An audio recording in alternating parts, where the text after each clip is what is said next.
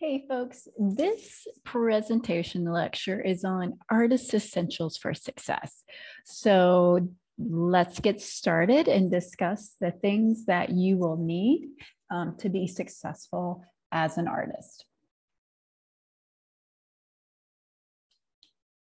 And of course, okay. Get everything out of the way. Sorry about that.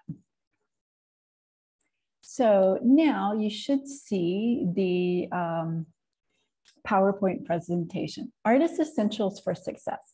So I'm going to go through some of the things that you may already have, and if not, things you should be working on to ensure that you have great success as an artist. These are things that you're going to be asked for again and again, and things that will just make life much easier.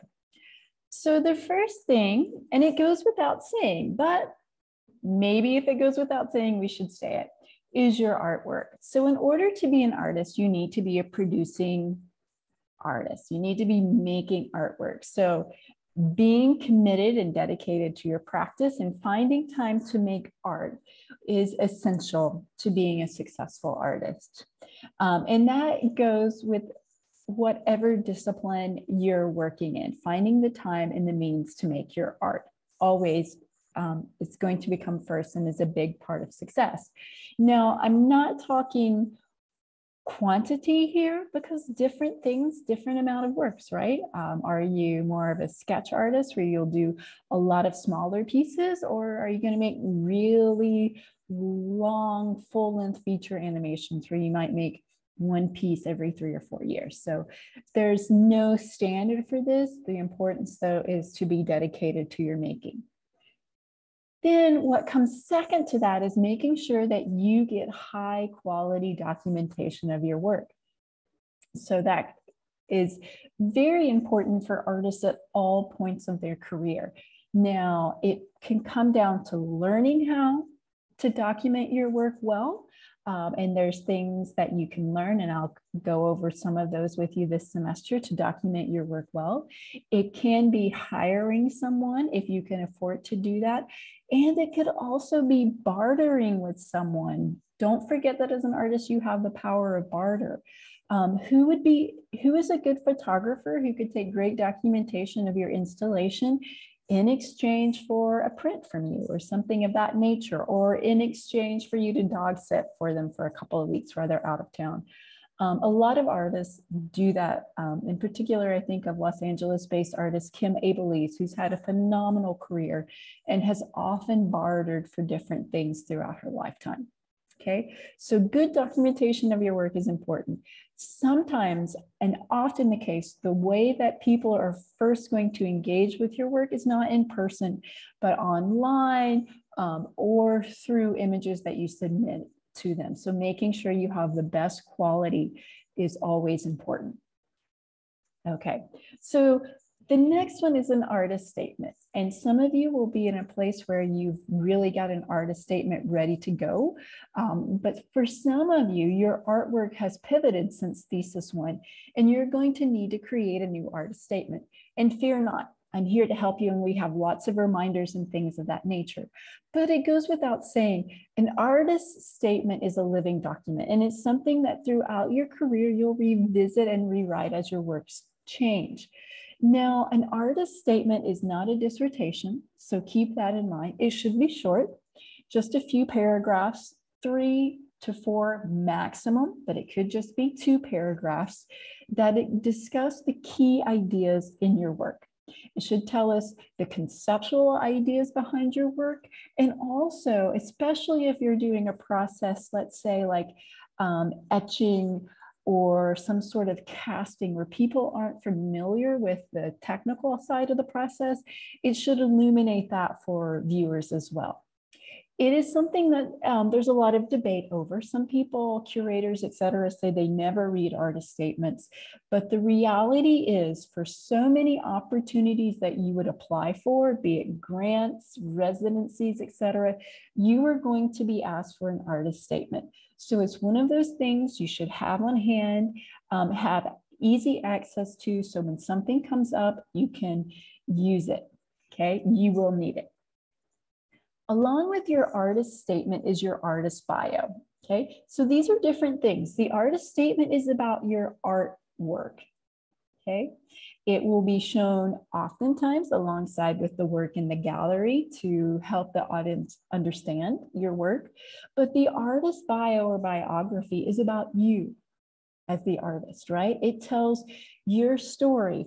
How did you come to be an artist? Where were you educated? As time goes on, it will tell us about what awards and exhibitions, who collects your work, so on and so forth.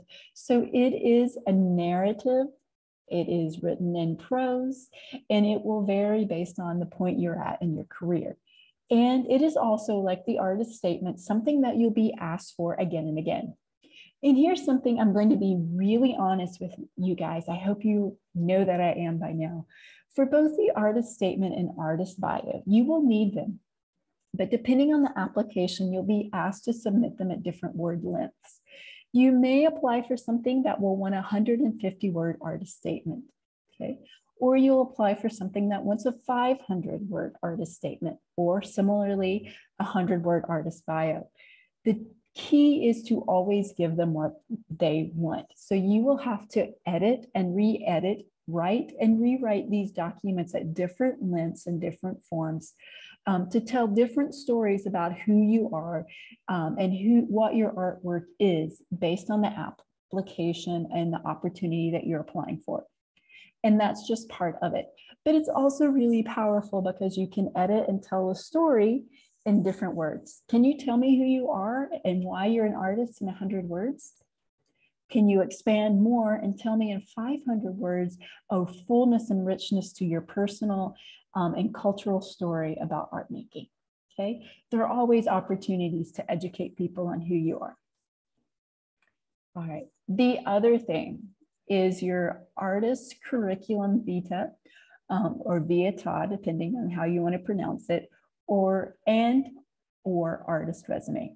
Now, I know for thesis one, you guys met with the folks from Handshake, and they talked to you about putting together a resume for job opportunities.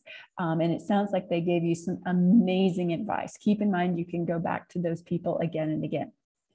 I'm not talking about that kind of resume or curriculum vitae here, okay? These are the documents that you put together that show your exhibition and art-related activities. Okay, so let me define these two terms so that we're on the same page. A curriculum vitae, or CV for short, literally means your life story.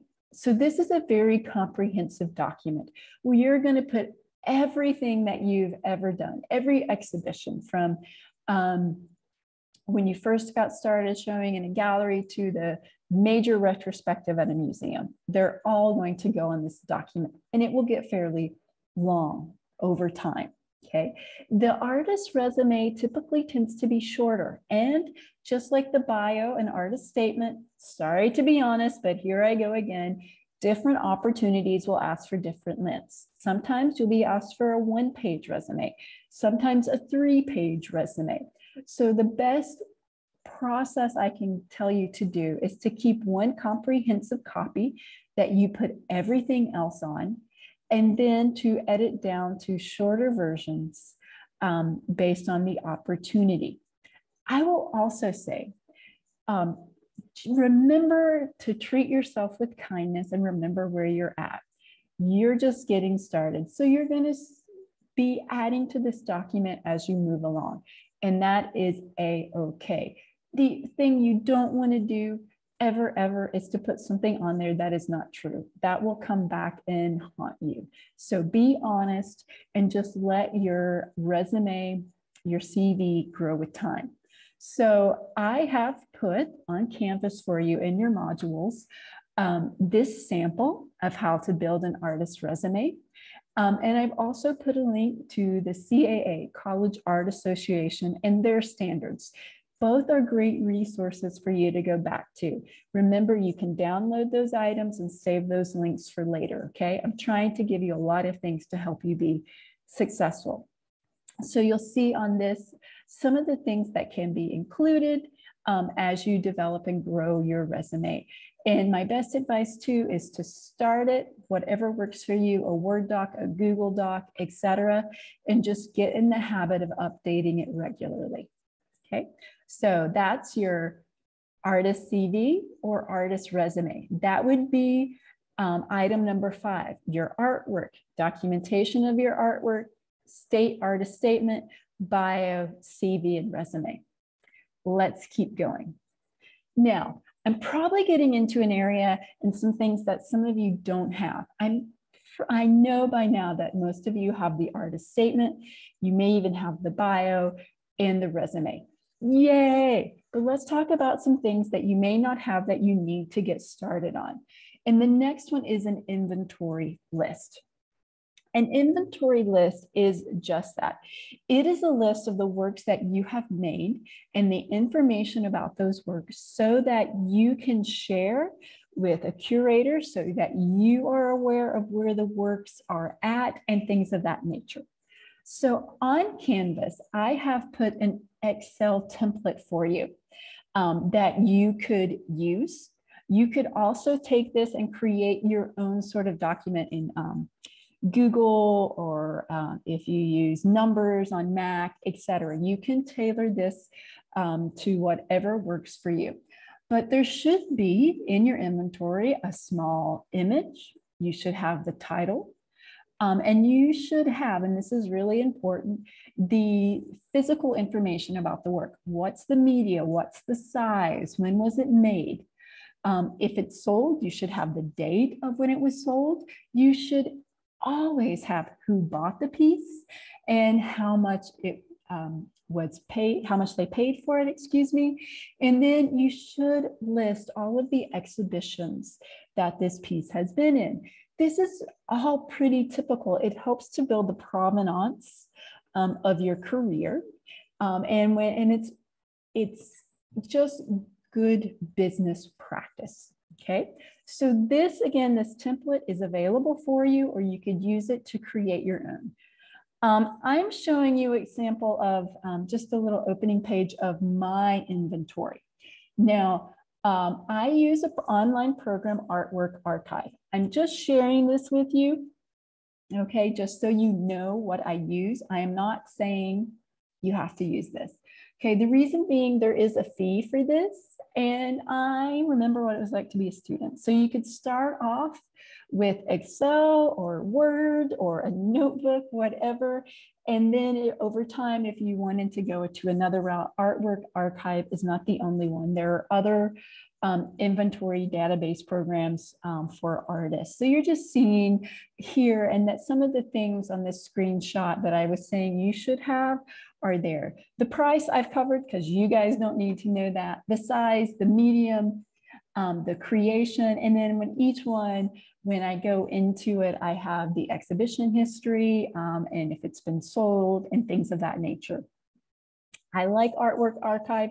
It's worked really well for me.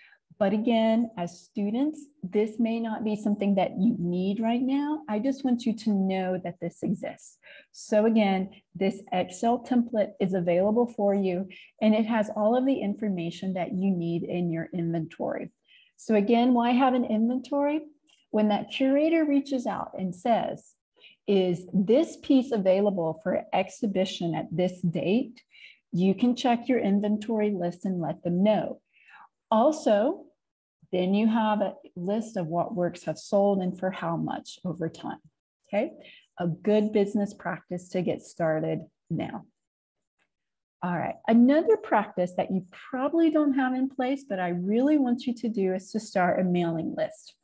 Now, I know we're in a social media world, and hi, my name is Jennifer. I have a love-hate relationship with social media. Maybe you guys do too. The great thing about social media for artists, it is a good way to share your work and what's happening. I'm sure so many of you have created reels about what's happening in your studio. You've done posts, you shared other people's work. That's all really good, but social media has its limitations. So let's just think this through.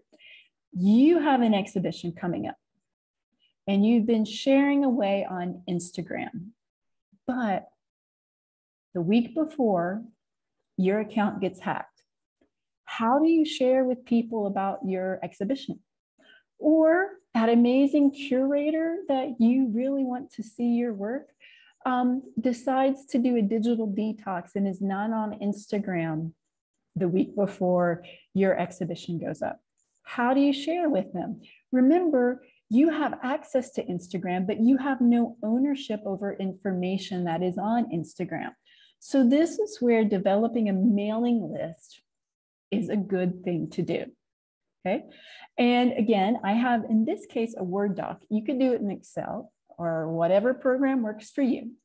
But it's keeping names, I would say physical mailing addresses and email addresses for people that you want to share about your work, exhibitions, so on and so forth.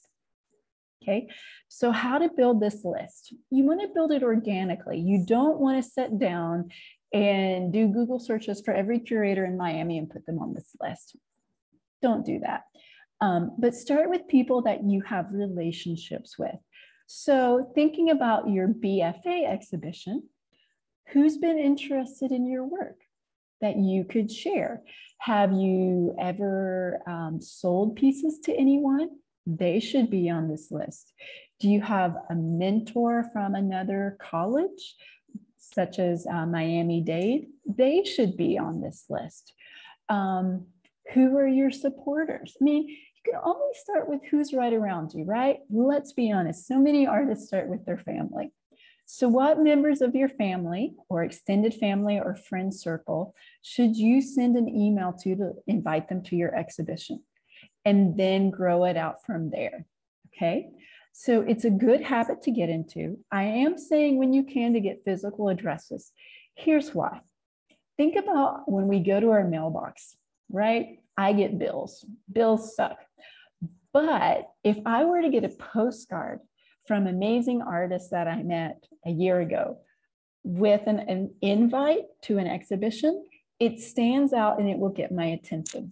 Or if I have helped someone and help them get an opportunity, let's say, I'm just pulling this out of my hat, and I go to the mailbox and I get a short little thank you note, wow, that person has got my attention and they're now on my radar. So as you build a mailing list, I would encourage you to get people's physical addresses, mailing addresses, as well as email addresses. So you can use both as opportunities build, okay?